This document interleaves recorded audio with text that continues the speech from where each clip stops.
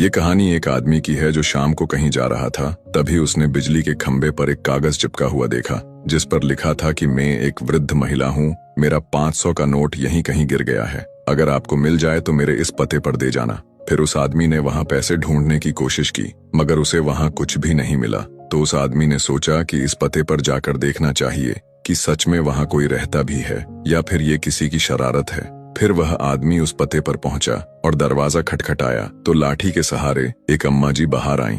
बूढ़ी अम्मा ने आदमी से पूछा, बताओ क्या चाहिए? उसने कहा, अम्मा जी मुझे कुछ चाहिए नहीं, बल्कि मैं तो आपका खोया हुआ ये 500 का नोट लौटाने आया हूँ। फिर आदमी जब अम्मा को नोट देने लगा तो बूढ़ी अम्मा गुस्से से बोली, बस करो तुम लोग, अब तक 50-60 लोग आ चुके हैं मेरी मदद करने के लिए, लेकिन मुझे कोई पैसे वैसे नहीं चाहिए। फिर उस आदमी ने बहाना मारते हुए कहा, अम्मा सच में मुझे आपके पैसे पड़े हुए मिले हैं। बूढ़ी अम्मा ने कहा, बेटा कहानियां मत सुनाओ, मेरा कोई नोट नहीं गिरा हुआ है, किसी ने मेरी मदद करने के इरादे से वहाँ वो कागज चिपका दिया है जिससे अब तक 50-60 आकर मेरी मदद कर चुके हैं और अब मुझे और मदद नहीं चाहिए।